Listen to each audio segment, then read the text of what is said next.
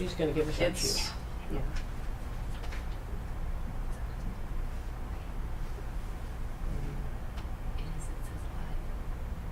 So we are live. Okay. All right. So good afternoon, and welcome to Building a Results-Based Board. My name is Lisa Hoffman, and I chair the Foundation Center's Advisory Board and have been offering programs in collaboration with them for quite a few years now on fundraising and strong boards. And welcome to our live audience, welcome to our live stream. And I'm just so thrilled to introduce you to Sheila Schroeder, who is immediate past president of the San Francisco Waldorf Schools Board of Trustees. And she is also director of client development at Mosaic Financial Partners. You can find her bio online. I want to say that I asked Sheila to join me today because I did a program last year on successful boards. And the way Sheila talked about leading her board, especially guiding them from a founder-led institution to shared leadership, it just blew me away. And I thought, I want Sheila to be able to share her experience and her success, the success of her board of trustees, with all of you. So welcome, Sheila. I don't know if there's anything else you want to say about yourself, your background at this moment. No, I think that about covers it. I find board work to be incredibly gratifying work. I think that if everybody in the whole world did some volunteer work every week, the world would be a better place. It certainly has enriched my life in a way that I would have never guessed when I started out. Great. So thank you for inviting me. Oh, you're welcome. You're welcome. And we want to find out a little bit more about who's here. So I'd like to know who is a board chair or on the board. Just raise your hand. Okay. Oh, we've got lots of you. That's wonderful. And anyone who's also an ED? Okay. That's next. Yeah, that's right. And we just want to get a sense of organizations and sizes. And just to let our live stream audience know, most of the people here today are board chairs or board members, and we'd hope to get lots of you here. And hopefully there's lots of you, as well as executive directors and development directors and other types of volunteers in our live stream audience. Organizationally, how many of you are organizations of, say, up to $1 million? Okay, so that's most of our audience. And the rest of you over $1 million or under $1 million? Over $1 million, okay. 10 million? Okay, so we have between the kind of the average nonprofit, $1 million to 10 million here. And I wanted to get a sense of people's expectations. And so live stream audience, if you email us your expectations, that they'll be shared with us with the by the Foundation Center staff, and then we can make sure we either meet them or give you a reality check. Hopefully it's meet them. So how about people who are here? What would you like to leave with today with building a results-based board? Just raise your hand and I'll call on you. Yes. My expectations is kind of like getting some more young people to participate. That's always been one of our least expectations. Okay, so you want to get more young people on your board, and my experience is that young people have strong expectations, and if you have a board meetings and a board culture that is dynamic and results-based, you'll be able to recruit younger people more easily. Any other expectations? Anything coming in from our live stream? No, okay. Anyone else? Expectations? How do we become a more efficient board? And I'm getting from the idea generation to implementation. Oh, we're definitely going to cover that. Yeah. We want to get away from the brainstorming and no action, right? Yeah. Okay, anyone else? Other expectations? For our live stream audience, this last expectation was becoming more efficient, moving from ideas to execution, not being stuck in brainstorm land. Anyone else? I'd like to, how to build a more diverse board. I mean, how do you get to people in the higher positions that you want on your board? How do you get them, how do you recruit them other than from your donors? Okay, we will talk some about recruitment Not so much, it's not quite a recruitment workshop, but you will get some ideas about recruiting more effectively and in a more focused way. And that's part of nominating a Yeah. little bit too. Yeah. Mhm. Yeah, Carol. Check-in and tracking mechanisms. So accountability mechanisms. Yeah, milestones and checking in and how to do that best with the board that may have different technological competencies. Okay. So we have an expectation around holding people accountable and mechanisms to do that. Yes? Building on the strengths of our board, people come obviously from various arenas, but just being able to kind of build on each and every one of their strengths and help people see their strengths. I think sometimes people aren't even aware of what they can bring, and so how can I, as the lead, help to develop them or bring forth their skills?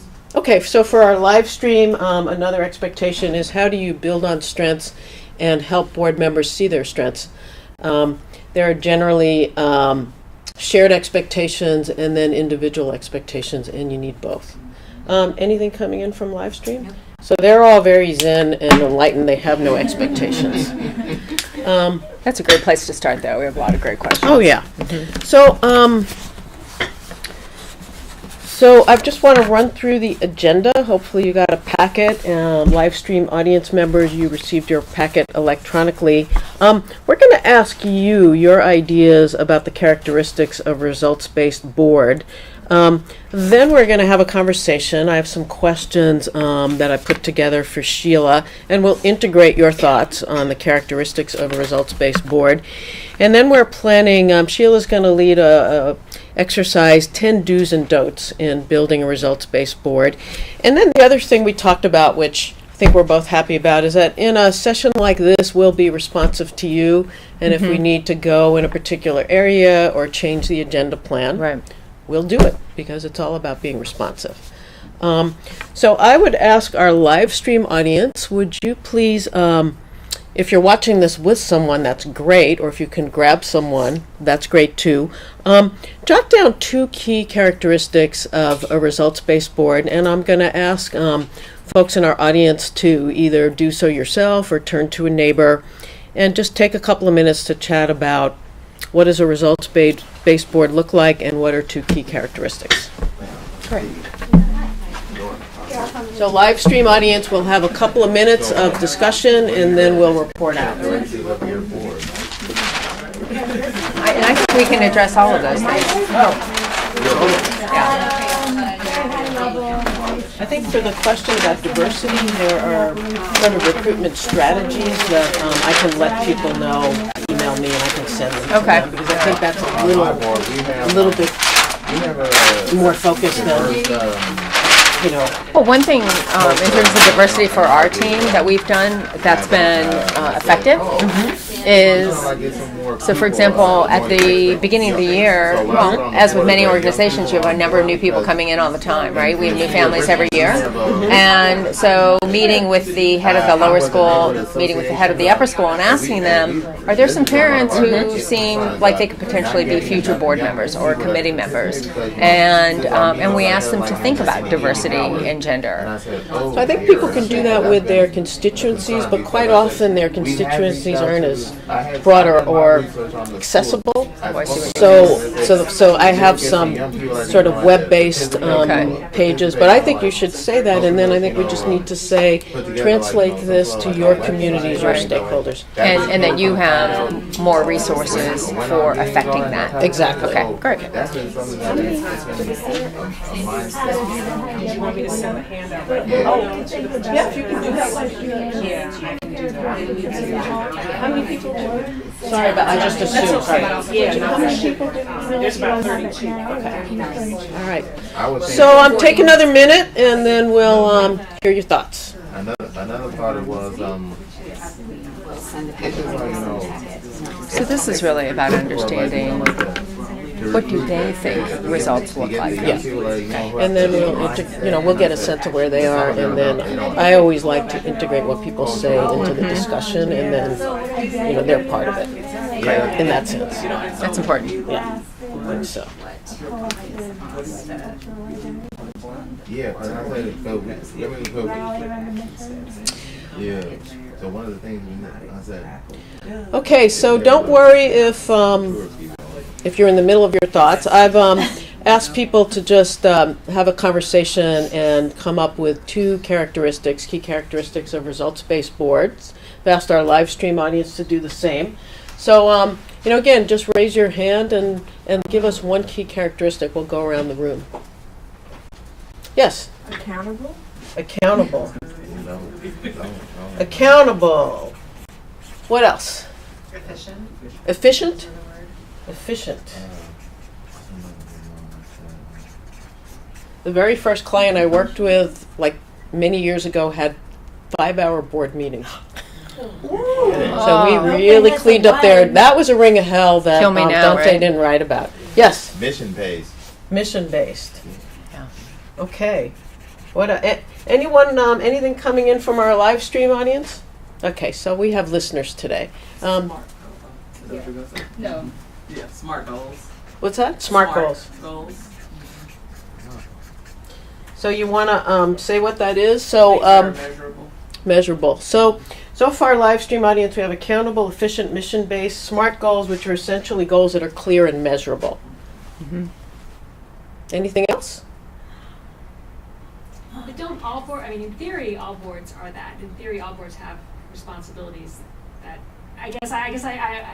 what boards aren't that? Or Many boards are not that. That is theory. There is. what structure of boards, what kind of boards can get away with not doing that, I guess that's my question. It doesn't matter how they're structured. What matters is how they're led and how they understand or don't understand their role. Right. And take it from me, many boards don't function in this way. So some are just more passive and just don't feel the need to worry about They're results. passive, they're not clear on their role, they don't have leadership that holds them accountable, they're not recruited in a way where there's real clarity on the kind of board members are wanted.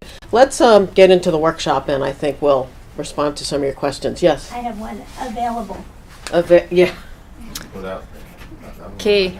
Yeah. I have a lot of boards I start working with and they recruit people who have great skills and everything, but they don't ask, are you available? It's 10 hours a month and does that work for you? Yes. We have two from the live stream, Great. active and dynamic. Okay, so from our live stream audience, keep those ideas coming. Active and dynamic. Okay. We also had communicative, sort of communication coming in and out. Maybe transparency. Yeah. Yeah. Two-way. So for our live stream audience, two-way communication and also transparency.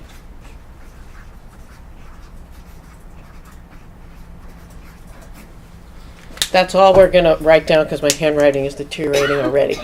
That's a long list. Yeah. That's a good list. That's a great Yeah. list, and communication is really key. If there's issues that come up with a board, you need a leader who either will deal with those issues directly or deputize a committee member or the right person to deal with them. So thank you. This is a great list. Did you want to add Well, something? to your point, every board, every business should be able to adhere to these results or these objectives, and yet we know that many don't. And so being clear on what they should be is a really good place to start. And then taking apart why it isn't and how it can be fixed, I think is what we're talking about today. Yes. And I just want to say again, the reason that I recruited Sheila like a year ago, I think, for this particular session is it really is essential to have strong, clear leadership. Whether it's a business, whether it's a board, whether it's an ED of an organization, who's fearless, who is compassionate, and yet will tell the truth even when it's hard. So I have a few questions, as I said, prepared for Sheila. And the first thing is just to give us a sense of the Waldorf School Board of Directors as a results-based board, which she just told me in preparing for this workshop, she realized, yes, we are a results-based board, how it functions, and also how it moved from a founder-led board to shared leadership, because that, in my experience, is one of the hardest transitions for boards and organizations. Right. All right. I'll try to be and sort of steer me back if I'm getting off track. The Waldorf movement started over 100 years ago, and the pedagogy is a unique pedagogy. Well, so I won't go into it right now, but it's very much a system of shared governance. We have administrative, we have the college. The college is the teacher and the teacher faculty. And it tends to be, the schools tend to be founded by individual teachers or a group of teachers, and they are really devoted to the child, the pedagogy of the school. They're teachers. They don't necessarily have deep financial skills. They're not, almost to a person, are not the kind of people who are particularly interested in raising money.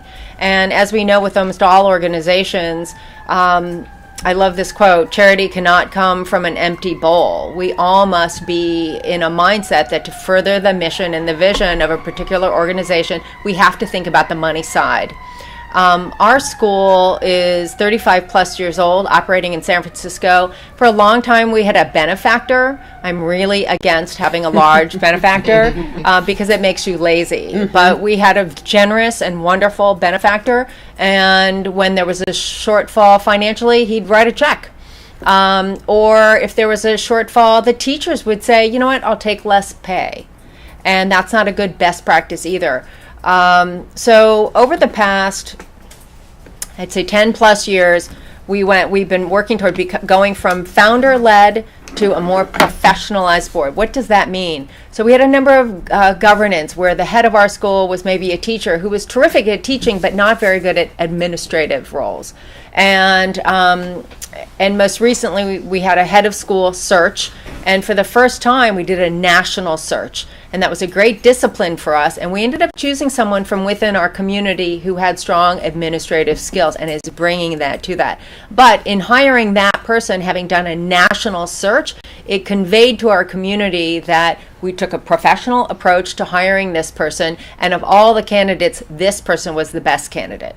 Or, for example, when I first joined the board, we were raising $250,000 in our annual fund, and we have 455 kids. If the typical gap is anywhere from $2,500 to $2,800 per student, we should have been raising over $1 million, and we were not.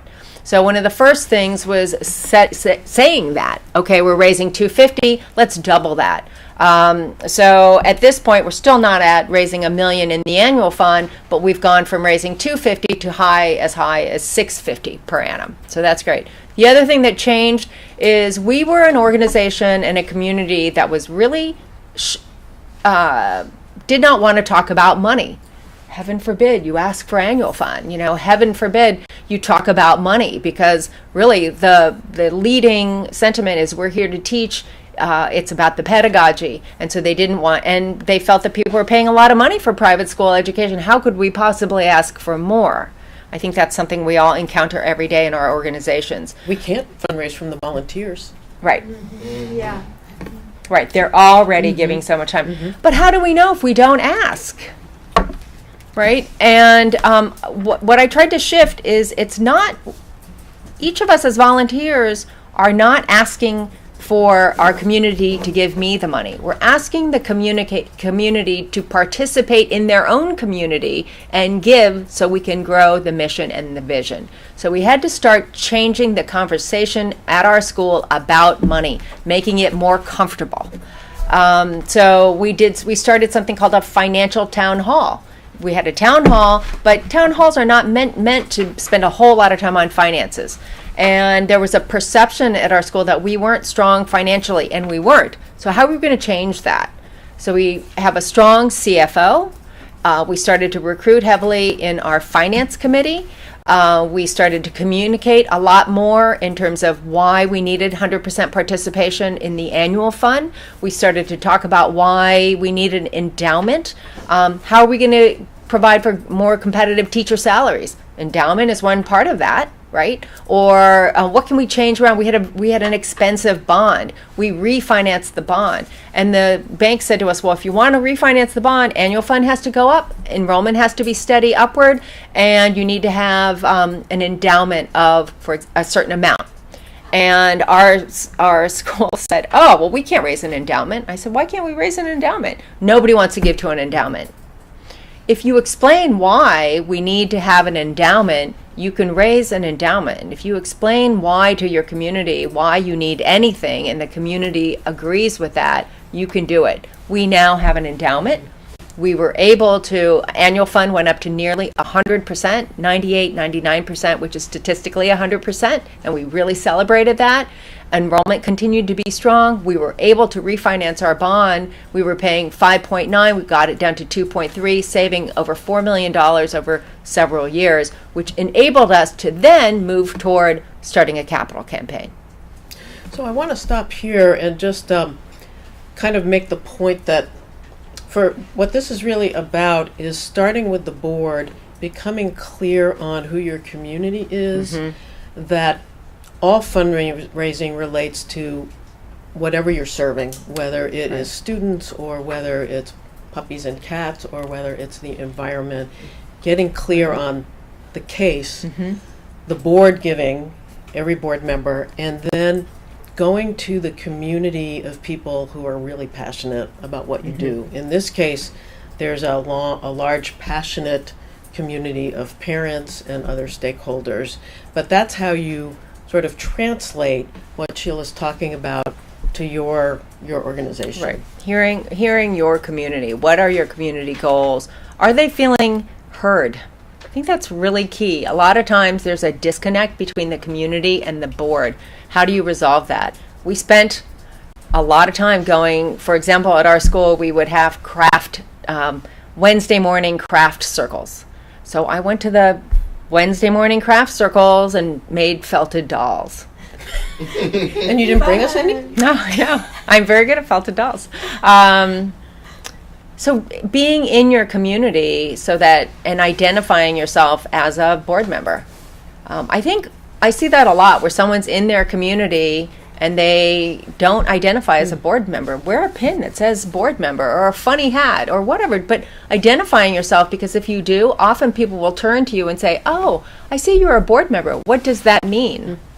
Or I want to share something with you. And then your community starts to feel heard because they're talking to you.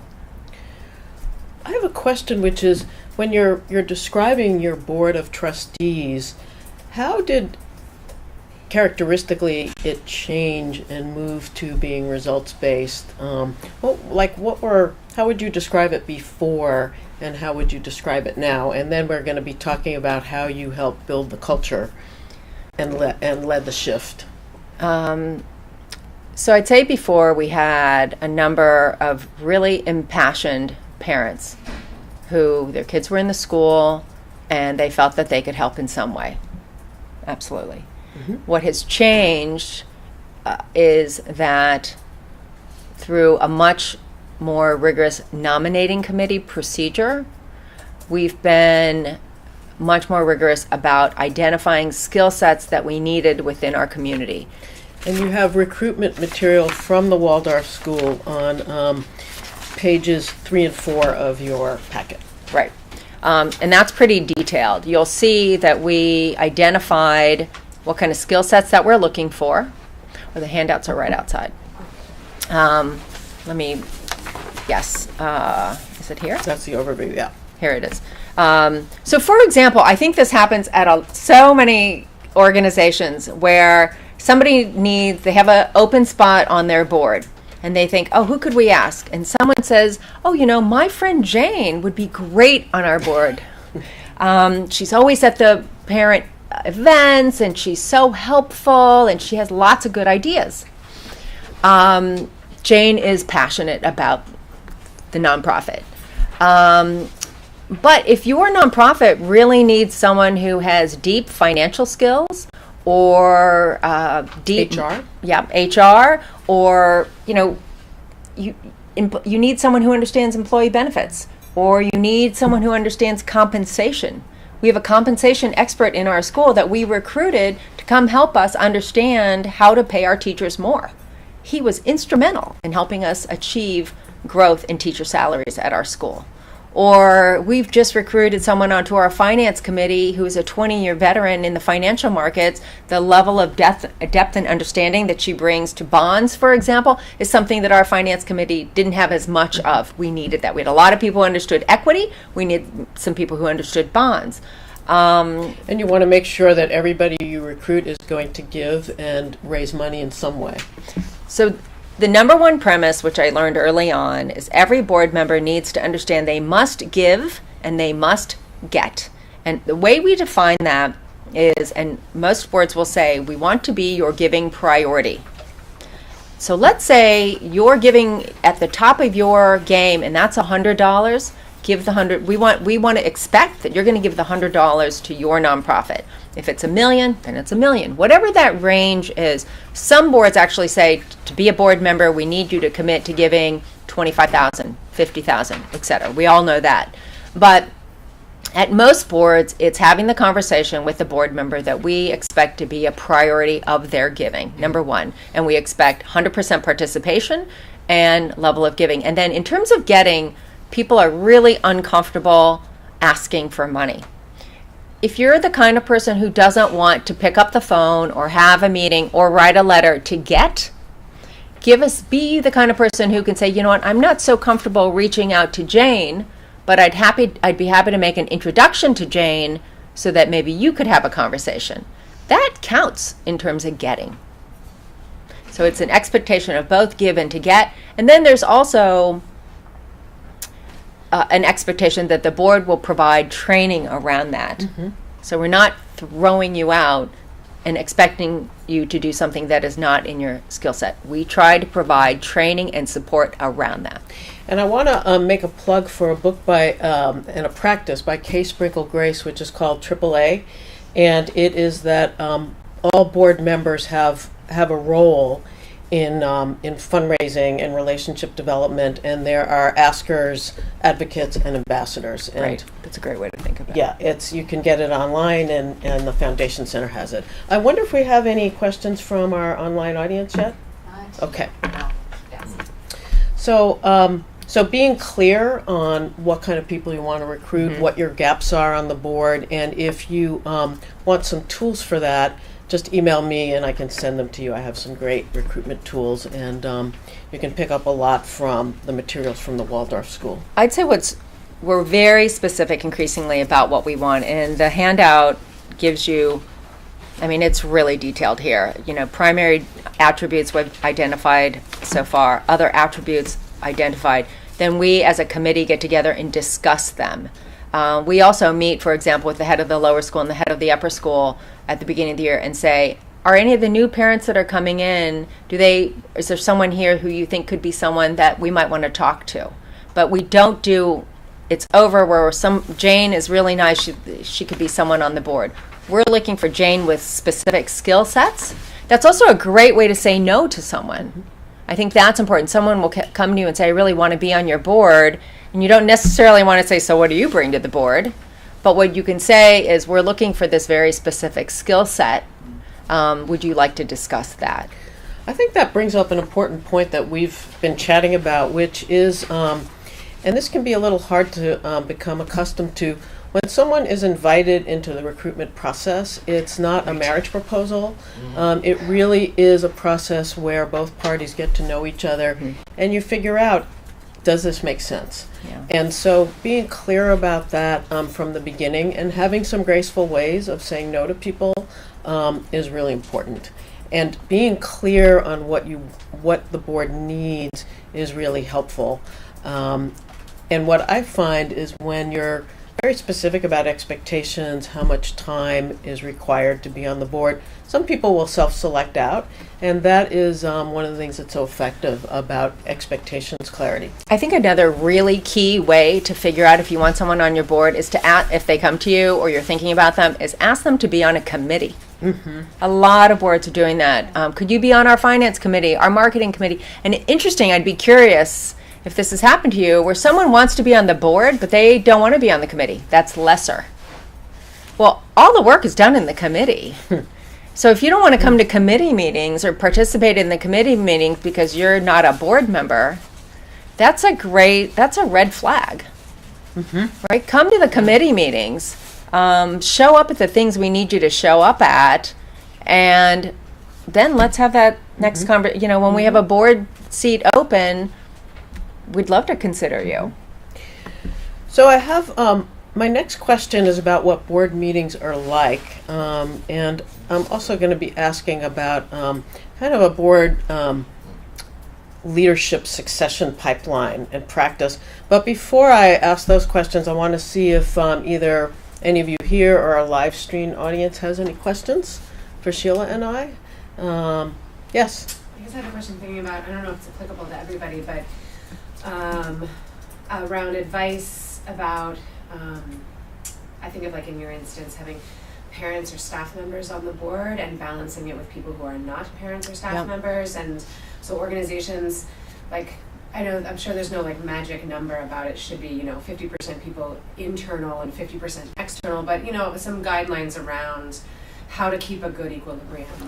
So the question for our live stream audience is balancing parents or other kind of specific stakeholder groups with other types of board members. And I think a lot of boards can relate to this because you can be too heavy on a particular type of board member, whether it's a parent or someone who is an advocate for the cause of your organization. So what do you think? That's such an important question.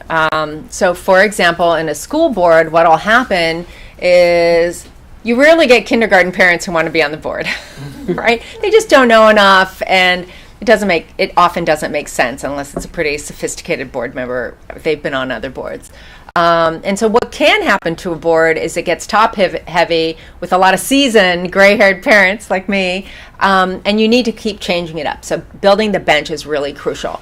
One thing we had thought about, and trying to find an outside board member to join your school board can be really difficult. If you look around the Bay Area, some schools have done it extremely well. I'm always looking at sort of board composition, and they've been very successful at recruiting those people who, for whatever reason, X school say, this is the skill set we need, and the person really believes in that pedagogy and will join. But typically it can be hard to get someone from an outside board member on your school board. The one outside board member we just recently recruited became a parent at the school when his child was accepted to the school, and I'm like, now I have to find another outside board member.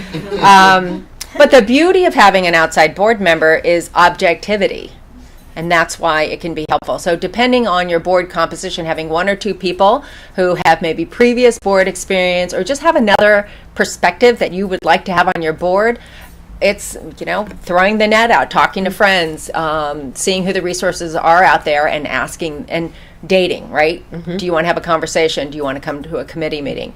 And then I also think that having a mix throughout the organization, younger parents, older parents. So you want to be able to retain historical knowledge, so that when something comes up that came up 10 years ago and really didn't work, it's great to have that institutional knowledge. Oh, we did that before. It was a disaster for these reasons. We don't think it would work. Or someone might say, well, things have changed. Maybe that's something we should be doing.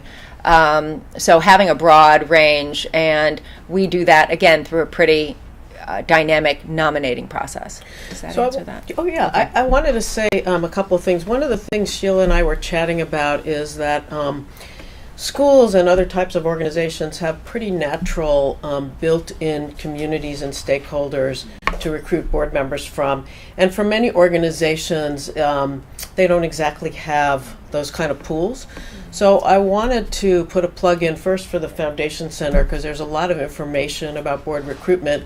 And we have affiliated sites called FINS, which are at public libraries and other kinds of organizations. So if you look up FINS on the Foundation Center website, you can find smaller sites where you can go and use the resources to look up how can I broaden my recruitment reach. And again, if you want to email me, I have a short list of really great sites like Board Match Plus, which many of us know about, that can help you really broaden your reach. LinkedIn has a great portal for trying to recruit board members from the corporate community and LinkedIn numbers? I think another thing that can be very valuable is reach out to similar organizations. So when I became board chair, I reached out to a lot of other board chairs. I called them up. Hey, I just got this job, and I'd love to compare notes. Could we have coffee? And so I met loads of other people who were members of boards or board chairs or head of schools, and went to visit them. And what's interesting too is, for example, our AD, administrative director, which is what we call our head of school, he's in a study group with a group of other ADs that are similar schools, and they meet periodically to exchange good ideas. And I think that can be really powerful in terms of understanding what best practice is within your, area, but also potentially finding other board members. I think we had a question back there. Yeah, so I inherited a board, right? And We so all do. I know, right? And so you come in and you have, number one, you're new, and so they kind of already meshed well together. But now they're actually starting to fall apart, like they're not, because they're falling apart. And I'm wondering, how did you, when you came in, implement this? Like, how did you say, you know what, we're going to change things up, this is what is going to be our new policy? How did you bring that to the forefront? So for our live stream audience, the question here is from someone who inherited a board that is now coming apart, and she'd like to know how Sheila implemented the process and the priorities that are in your packet, as well as changing the culture, which is one of my questions. The culture and leadership are really essential to an effective board, a results-based board, a board that's accountable. So the number one thing is that everybody inherits their board, right? Unless it's a brand new company. And even if it's a brand new company, there are stakeholders who suggest that someone should be on the board that you might not agree with, right? So we all have to learn to play well together. So we all inherit a board, and I did not do it by myself, right? Every board has some people who are terrific. They might be outnumbered, but there's going to be talent on your board somewhere, or there's going to be talent within your organization. So in terms of recruitment process and priorities, this was developed by the head of our nominating committee. She did the bulk of the work here. So the rest of us had input, a lot of discussion around it, but she led the effort. And so she was a parent, she'd come from another school, talented board member. And I had a vision, and she had that shared vision, and together we worked on it. But I give her credit for 90% of this work. So we're in alignment, but she was the person who said she would do it. And I remember when we joined, I think she might have had a couple more years on her term. And I remember saying to her, please don't leave. Will you sign up for another term? And she did, and she has.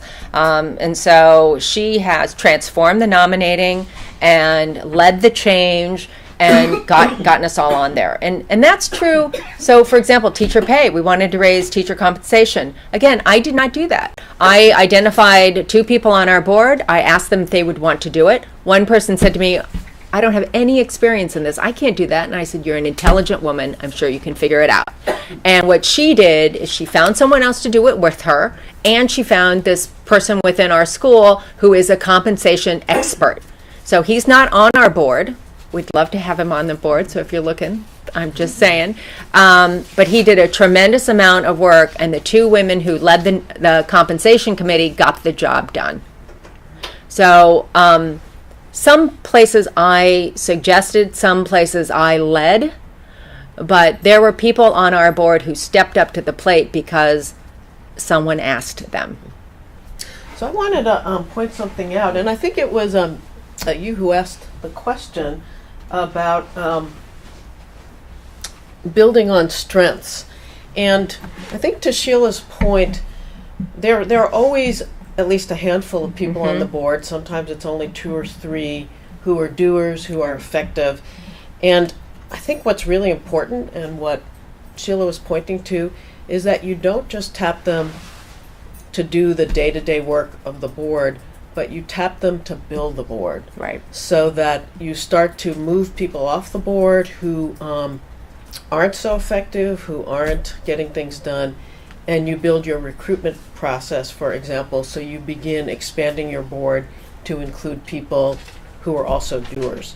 And it's true in fundraising too. You focus on the people who give, you focus on the people who are strong, and you build on them. Right. And that was one of my takeaways Yeah. from what you just shared. Clarity is powerful. Yeah. So we have questions from our live stream audience. I think I'm going to wait just a moment on that. And I want to ask you to tell us what your board meetings are about, because all of us have sat through board meetings that are all reporting out and information dumps. And generally, you don't have a dynamic board when that's what your board meetings are characterized by. So I would say when I first joined the board or started attending board meetings, they were really quiet. And I remember thinking, is anyone going to talk? Or is there going to be conversation? We had a lot of reports. And what's changed now is there's lively conversation and debate. And what I've learned about it is that, so we start out and we have a verse that we share. Then we have all the reports, board members ask questions. Of course, all the information is typically sent out beforehand, so hopefully we've all read it. The other thing, yeah? Is there an expectation that everyone comes prepared, having Yes. read the, okay. Yes. Is there an expectation, this question was asked, that everyone comes prepared? Yes. Yes. There's an expectation that they come, Of course. right? Which, again, sometimes we have to get on the phone and say, you've missed 3 board meetings. Are you planning to come? So. Can I tell just a slight little story I heard a couple of years ago that I just loved? Actually, it was in this room, and it was about this board chair who noticed that it was the same board members over and over again who would ask for a report to be reviewed because they never read the material. So she began to say, if you haven't read the material, I'm not going to let you participate in the conversation because we are not going to bring everybody up to speed who has read the material so that you can participate. And she really did it, apparently did it very graciously, and people started coming prepared because they really weren't able to participate in the conversation. They hadn't read the materials. Anyway, so tell us more about your meetings. I think that's a great, something to build on is that someone said to me that, I lost my train of thought about preparation, but you need to read the material before you come. And I know the work of the board doesn't necessarily happen at the board meeting. The work of the board happens before the meeting. The board meeting is to report and debate and ask questions, but it's not the work. The work happens in the committee meetings that happen before the board meetings and throughout the course of the time period between the meeting in June and the meeting in August. I think one of the most important things that happens at committees, whether it's fundraising or finance or if you have a strategic planning committee, is you look at whatever key questions or issues are up, and maybe the executive committee of the board has actually asked you to unpack some areas. Right. And then you make recommendations that the board can take into consideration when they're making decisions at the board level, and that's how you avoid having 5-hour board meetings. Right. And so for example, we have a number of reports, and if our CFO is reporting on the finance and you're not on the finance committee, ask questions, right? And that happens. And that's where that forum happens. Mm-hmm. So we have a bunch of reports, and then we have a dinner break, and then we come back. And the first part of the meeting is open to the community. They are welcome to come in and listen to the board meeting. The second part of it is where, for example, a deeper dive into what's going on in enrollment. Why is it up? Why is it down? Are there some classes that need more students, and why? What are the issues around that? Same thing that can be to campaign, capital campaign, and all kinds of things. That happens in the second, and that is typically where the head of the committee makes the report. You've got the committee members in the room, and they are adding additional information. So the people on the finance committee should be prepared to answer questions from the compensation committee, because if you think about it, compensation can't do anything unless finance can make it happen. And so there's this back and forth. And again, hopefully we've had conversations outside of the boardroom for that, but it's about creating additional clarity. Oh, this is what finance is doing, this is what advancement is doing, or here's the update, and this is where we need to tweak it. What often also happens during that time is someone will have a suggestion, oh, we really should do this. My number one response to that is, if you think it should happen, please put your hand up and lead that. And I will also go on to say, because if you don't lead it, it's not going to happen, because nobody cares about it as much as you do. And I think that's really important. We all get should upon all day. And that actually, all of a sudden you come out with a list of items that the staff is supposed to do. And that's not fair, and it's not productive. Yeah, you can see during that kind of brainstorming, staff members getting more and more stressed and weighed down. I tell my clients, let's agree on a safe word for brainstorming. And we believe me, we've done it too, where we've said, oh, development should be doing this. And hopefully development has the relationship with the board to say, look, we can't do that, or we need more resources to do that. And that's, a lot of times when people join a nonprofit board, that's the first time they've ever been on a board.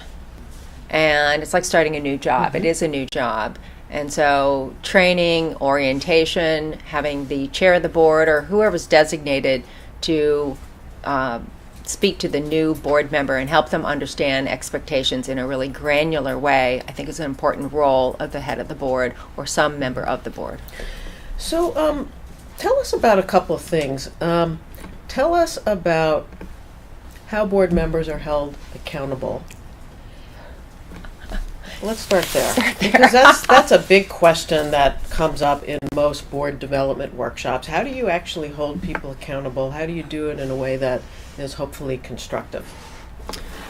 Oh, I think that can be really difficult too. Number one is what I've seen and heard is that a lot of boards, X percentage of the people show up at every single meeting. They lead all the committees. And then there's always a group who never show up, right?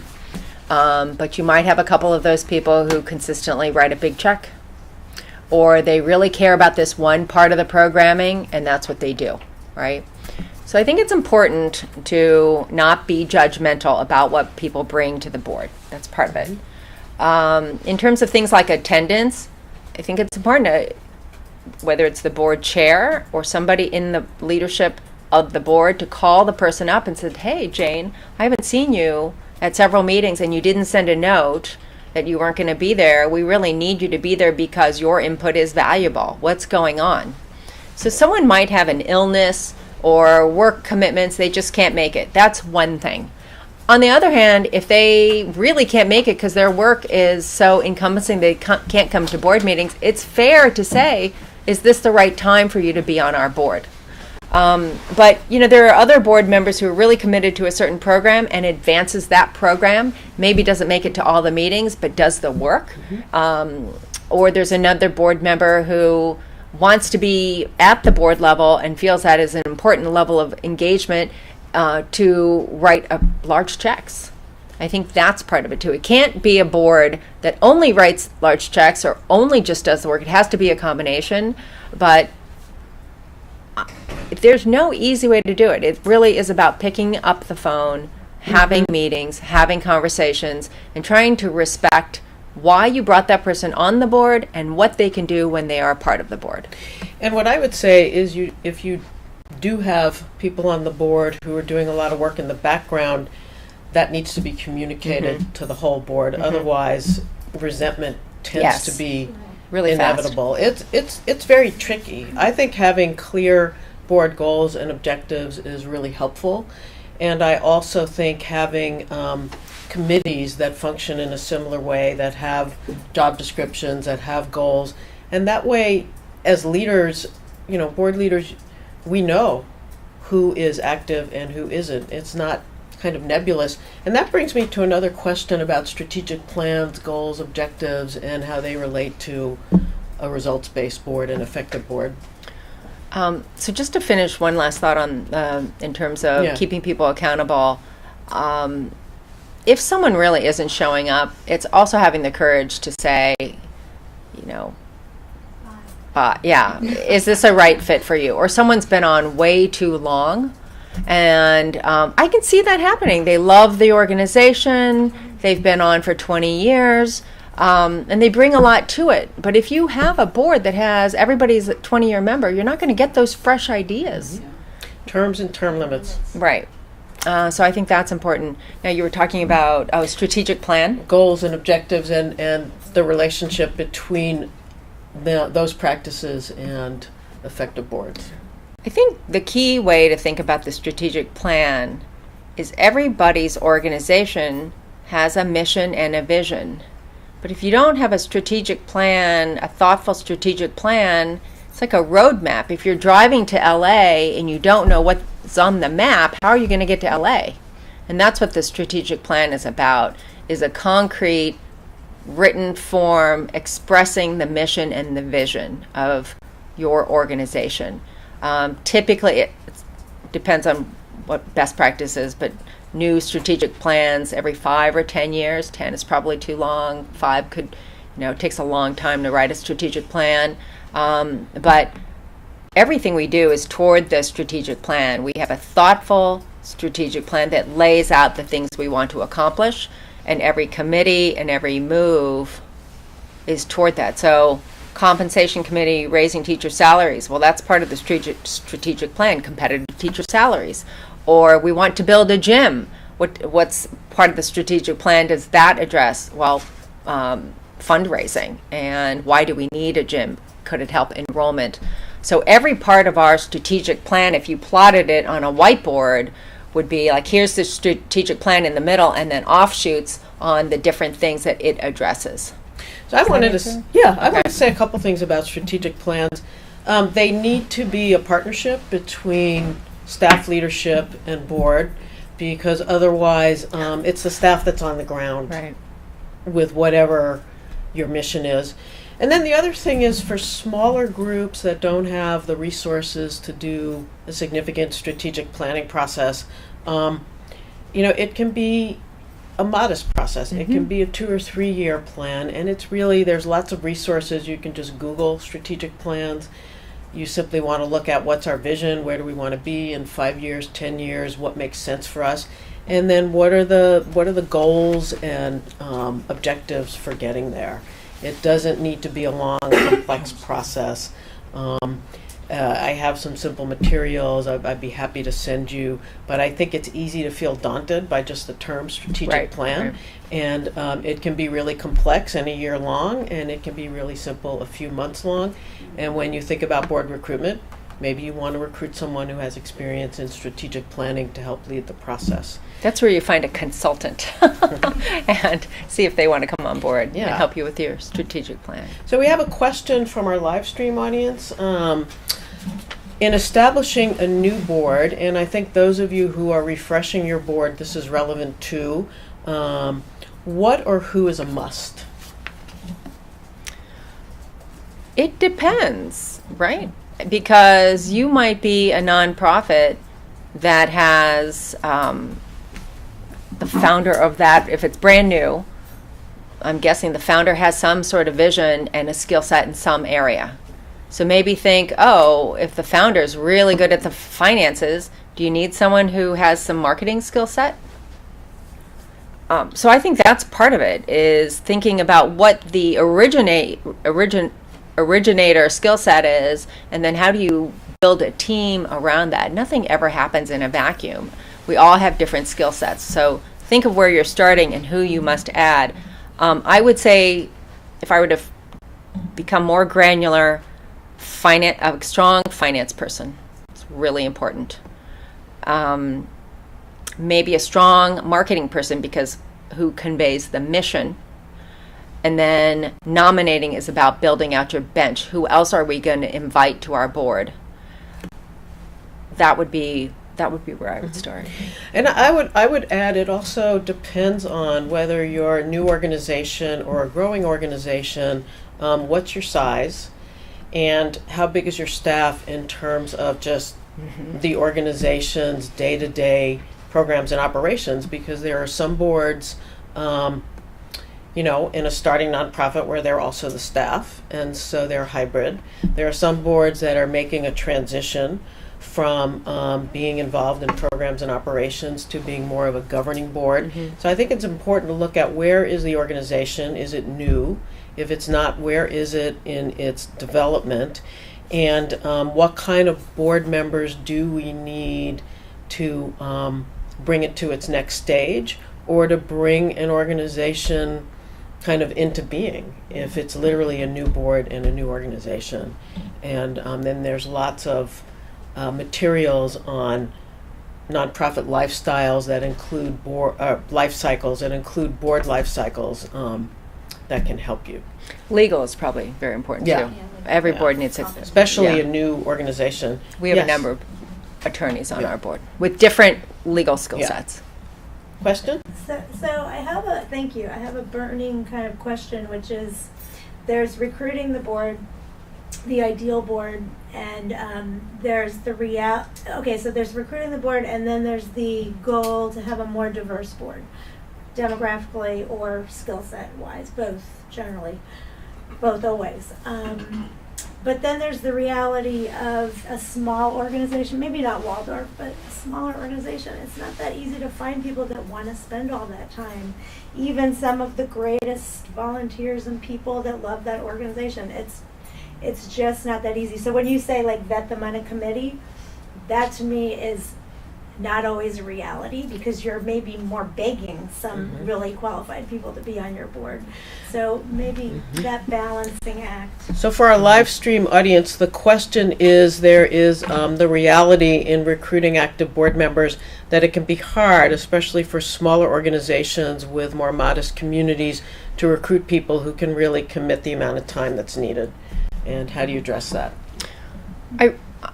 I still believe that, I mean, so we have people we would like to have on our board who just don't have the time, or even maybe the inclination. So do we have the dream board? No. Do we have a pretty solid board? Yes. And, but there are also, I mean, it is like dating. You know, you kind of kiss and hold hands before you go have coffee, or whatever the trajectory is. But even though you may think you need that board member, why not have that board member be on a committee, right? Because once you get a board member on, it's hard to get a board member off. And so taking a little bit of time to make sure it's a good fit, if they're the right board member for you, they're going to be comfortable being on a committee. And often, sometimes too, like we have somebody in our finance committee who doesn't necessarily want to be on the board because he doesn't want to take it to the next step in terms of involvement. But his contribution to our finance committee is crucial. So we're happy to have him on our finance committee, and maybe when he's ready, he can be on our board. I'd like to build on what you just said, which is, I think if there's that much trouble with recruiting, even if it's a smaller organization, it's a good idea to take a look at what your expectations are and what the role of the board member is, and if there's operational or programmatic elements to it that make it a pretty significant commitment of hours that's expected, then that may need to be separated, and you may need to see if you can find people who aren't on the board who are volunteers who can fulfill some of those activities, or to Sheila's point, depending on what your bylaws allow for, recruit people who aren't on the board to be on the development committee or the finance committee. But I think it suggests to me that there's some problem around expectations, around the board's role, that makes the job not so doable. Any other questions? Yeah. So where does size of the board factor into results based? I mean, I've been on boards from 9 people to 65. So, Whoa. I mean, where does it, is there an ideal sense, or does it depend on the size of your budget, the size of your corporation? I mean, school boards are probably 20 people at the most. My experience has been on those, but other nonprofits, I mean, where is there in their bylaws, how many people shared a I can't figure it out. Relationship determine the size? I want people, maybe, right? The rest of It's important we are aware, communicated, maybe of organization, but that doesn't necessarily mean the remaining majority is not helpful in some way. But often it takes leadership or the executive committee to help those people find out where they fit in. So, for example, someone will join. I just recently joined a board where I was assigned to a couple committees, where on our board, increasingly, I'm saying, this is the committee we'd like you to be on. Or let's talk about 2 or 3 committees, which one mostly appeals to you.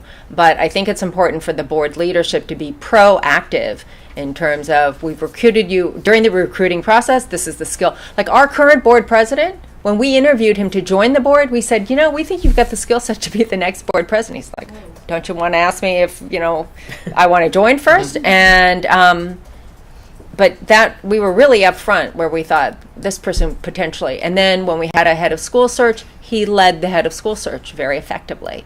And so he got to a point where he knew our organization, and he's going to be a very successful head of board. And what I would add about numbers, the groups I've worked with that have had 65-member boards, there has been an understanding that the executive committee is really the governing board. And with the organization, I'm thinking about the other board members, they and their companies gave financial support to the organization. And, again, the factor there is transparency. Everybody understood their role. And then I think in terms of the size of the board, I think it really relates to getting the business of the board and the organization done in an effective way, as well as how many fundraisers do you need. And so I don't think there's a cookie cutter number where if you're this size budget, you need this size board. But I think taking a practical look at what needs to get done, how many committees do you need to get it done, really informs the numbers. And then some groups are more institutional, and they have fundraising boards with an executive committee structure for governance.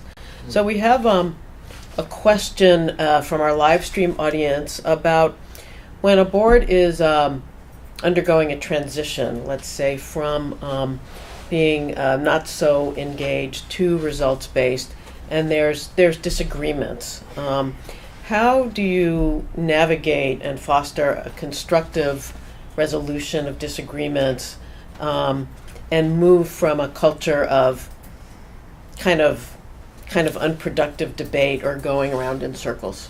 I bet you've dealt with that one. I think everyone in this room has probably dealt with that one. Change is constant. Again, I think it's really important. The person who may disagree with you today at some point was a huge supporter and stepped forward to be a leader in some way on your board. So I think it's really important to respect that. Maybe your organization has changed or the times have changed and that person's contribution to the board potentially has changed. I think it's paramount to be respectful of their contribution and be able to try to have a conversation around why there's a disagreement now. So people resign from boards all the time. And I think how you handle the departure and how you handle the conversation and how you respect what that person contributed in the past is crucial. Yeah, I think choosing leaders who have conflict resolution skills, and that's really about making sure that people with disagreements express them in a way that is constructive, even if it might be hard for some members of the board to hear, and that ultimately you figure out, how do we resolve this? Is it resolvable depending on what the causes are? Sometimes it's just a difference of opinion that hasn't been understood and needs to be aired. So I think leadership who can solve disagreements is really, really important. And I agree with you, if people move off the board, then that needs to happen in a really appreciative way. Yeah, people leave the board because they disagree, but they're not necessarily wrong, right? They just disagree, and as a board, you kind of have to pick a lane. It may be that the organization of the board has enacted a policy that the board member Right. philosophically disagrees with. Mhm. Like I worked with a group that decided to stop accepting corporate contributions because they felt all corporations contributed one way or another to degrading the environment. Mhm. And there was a board member who left because they Right. just did not agree with that. And that was their perspective. Exactly. And I think that's just respect Mhm. is important. So we have a, Can I ask a Yeah. clarifying? Yes. Just a clarifying question on the departure. Do you communicate that really clearly with your funders, with your community, or how have you dealt with that in the past? the question is about a board departure and what you might tell your community and your funders. So a great example, I just joined a board and someone resigned off the board and sent a letter, and the board chair sent a letter in response thanking that person for their wonderful leadership. And everybody got it. And I was so impressed with the graciousness of the board chair's response to this person's resignation letter. I've also seen instances where someone resigns in a huff, and then there's all kinds of, can you believe that happened, etc., where the gracious approach, thank you for your service, you've meant so much to our organization, we're ready to move on. The person leaving is not always wrong. It's just different. And I thought it was an elegant way to thank the person for their service and let everyone know that this person was leaving the board. I think it's basically an internal board and organizational matter when someone leaves the board, unless there's something that's happened that's improper and it might become part of the larger community, and then you need a strategy for dealing with funders and people like that. But I think in general it's more of an internal matter. Yeah, we discuss it at the Waldorf School. If someone's leaving, we talk about why. They're moving or it's whatever it is. We talk about it in closed session. Yeah, and that kind of alleviates, or mostly alleviates, kind of the sidebar chatter, which is important. So we have a question about recruiting board members with different skills, especially professional skills, which I'll ask, and then I think if there aren't any other questions from our live audience, we'll go to the 10 do's and don'ts.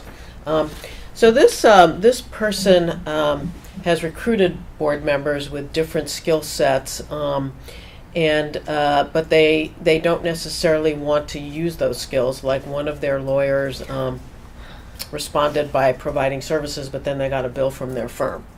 So they just want to know, is free service typical, and what do you do in a situation like that? I can give you two examples. So we needed some work in terms of marketing consultant, and the member of our board knew it was going to be a lot of work and said, I can do it, but I want to charge you for it. So she recused herself from, for example, that part of the board meeting, and we voted on it, and we agreed that we would pay her for it. Alternatively, we had some employee benefit questions, and we have a member of our board who that is her specialty. For example, just because I can vet and I can do some things, but we really need to find a pro bono attorney with this specialty who can bring that skill set. So she actually went out and found a pro bono attorney who would work with us on this particular thing.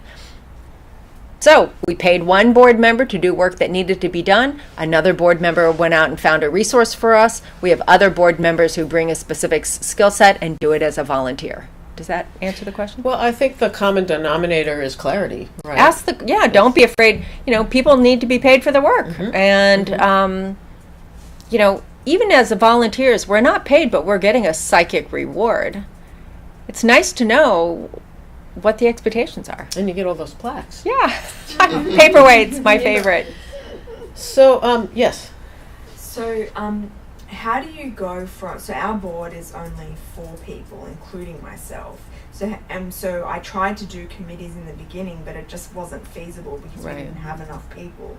So how do you set it up that where you've got sort of a small group of people on the board, and then once you start building, how do you then break that out into committees without kind of making the board members feel like, oh, like this is Left out. yeah. So the question is, if you have a really small board, this person has a board of 4, including yourself. As you grow, how do you form committees without people feeling left out because everybody on a small board's been doing everything? I think that requires a certain level of maturity, that and having an open communication to say, logistically, it doesn't make sense for every single person to either get on the phone or be in the work, and it's be able to have a better answer than to be a grown-up and have that conversation. Yeah, and I think also you can frame it in the stages of nonprofit and board development, that a beginning nonprofit and a kitchen table board is usually small and everybody does everything, and that as the organization grows and it becomes more complicated, you need a bigger board, and unless you want 5-hour board meetings, that's the time to start to organize into committees, and then people also get to play to their strengths. So we're gonna just in a moment, Sheila's gonna lead us in a discussion of 10 do's and don'ts in building a results-based board. We have a question from our live stream audience which has a really easy answer. Is a board necessary for a small organization that is a family business? If it's a 501c3 nonprofit, yes. All right, so in terms of top 10 do's and don'ts for a results-based board, this exercise... Let's move this over so our live stream can see. Okay. This exercise is really from you. I mean, clearly, Lisa and I have shared our thoughts about what constitutes a results-based board, but having participated and been interactive on this, and I'd love the live stream audience to throw out ideas too, but why don't we start? The live stream audience have one. So thinking maybe that. So inviting a friend. Yeah. We're inviting a non-qualified person. Qualified person, really. I will write while you think. Don't invite somebody who is not ready to give or get. Yeah. Don't invite someone who's not ready to give or get.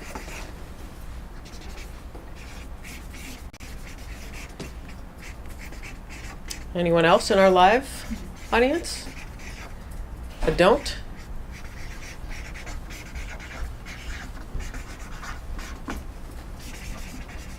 Don't create a board meeting agenda with report outs only.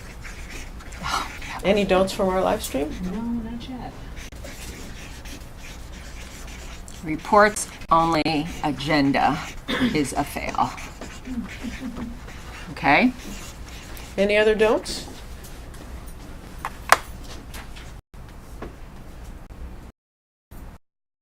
Forget training and clarity on job description. Is that what we said? Mm-hmm. Okay.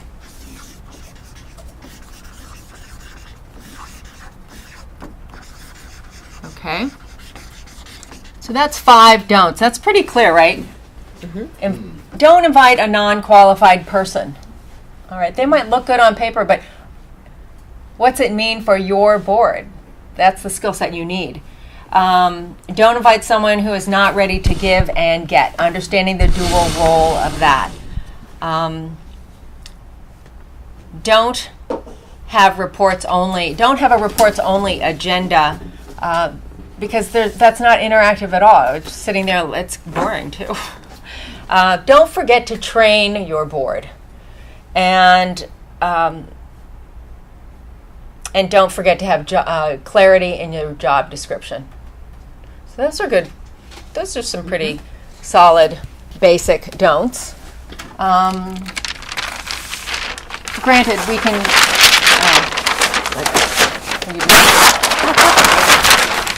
So let's say do.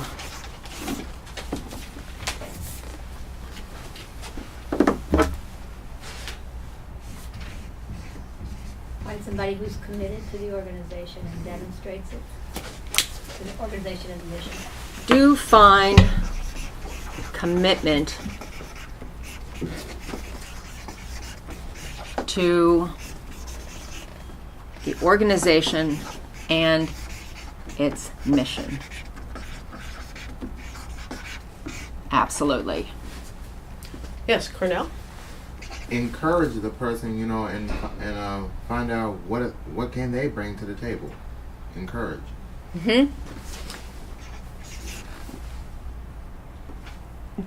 Encourage what they can bring to the table. Right. Or bring out what they can. Okay, Bring so out let's. the- I'm going to say encourage development of skill set. Does that sound right? Perfect. Okay.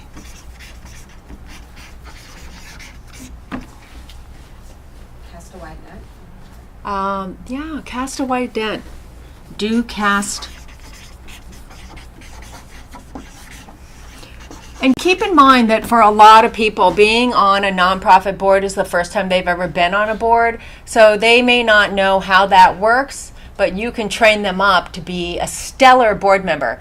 I remember when my friend said, "Oh, you need to be on the board," and I said, I don't have any experience on a board. And I joined the finance committee, and then someone said to me, "Oh, you really should run for board president." I'm like, "No, I can't do that either."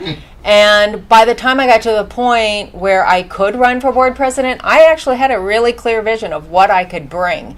Who knew? So the person who doesn't know anything about joining a board could become a leader within your board organization, but we have to support them and teach them and develop that talent.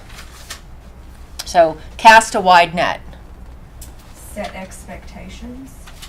Do set expectations, yeah. Clear expectations. I know that sounds like you don't have to say that, but expectations are a funny thing. So I would write set clear written Written. I agree. expectations. Okay, expect. From our live stream.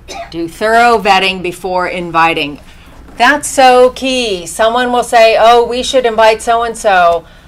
We actually send the list of names around confidentially and say, and you don't have to throw anyone under the bus. Someone sent me a name and I said, "Oh, that person would not be on my priority list."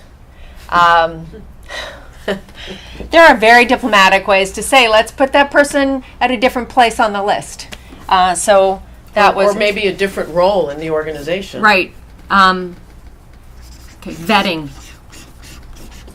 Oh, good. What is that? 1, 2, 3, 4, 5. So find commitment. Do find commitment to the organization's mission. Do encourage development of a skill set. Cast a wide net. That also speaks to diversity, not only of skill set, but representation. Set clear written expectations and do thorough vetting. Anyone want to throw out a bonus? I have a bonus. Sketch out the dream board to aspire to, and maybe a succession planning dream of how that might look, even if you don't make it there. I'm going to put that up here. I'm going to put dream big with realism. And someone in the group needs to be a dreamer. Even if there are people who are like, oh, there's no way we can do that. You got to have a dreamer. Yeah. Because most dreams can be achieved if you break it down and find the process to achieve it. And I have something to add to that. I say, design your dream agenda. What can, of all, not reporting, you know, like separate reports and just having, you know, just a clear agenda on what is it going to be talked about and how much time. For board meetings. Board meeting. So what I take from that is dream big with realism, but nothing happens without process. Right? Is that fair? That sounds reasonable. So process. And I think this is what today has really been about, is process. How do we execute through process? Do we have any other questions, burning or otherwise? From our, thanks you. Okay. What is the typical length of time for a board meeting? Oh. Well, can you guys shout out a little bit on, yes? I would say an hour and a half. Anybody else? An hour. Okay. 2 hours. Yeah. I would say hopefully not longer than 2 hours. Well, I'm on, like, the Waldorf board meetings are typically from 6 to 9, and we're religious, and that includes a lunch break or a dinner break.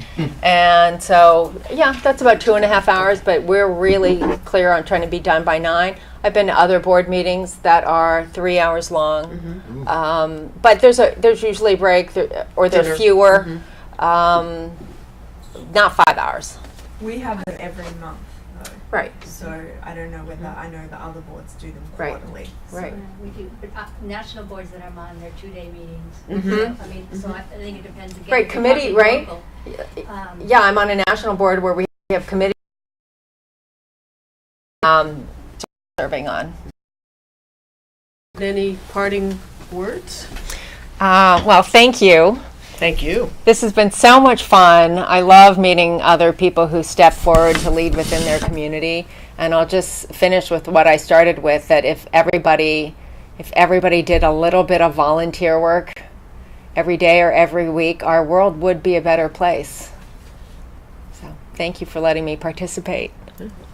Thank you for your time. I'm not sure what sessions will be on the 2018 calendar, but just look for an email from me. And if you're not on my list, send me an email and I'll put you on the list. And I want to thank Lori Guidry, who is a San Francisco lead at the Foundation Center and has supported us wonderfully. And thanks to our live stream audience. And we'll see you in 2018. Thank you. And thank you all for really participating. Yeah. Thank you. Oh, great. Yeah, that was fun.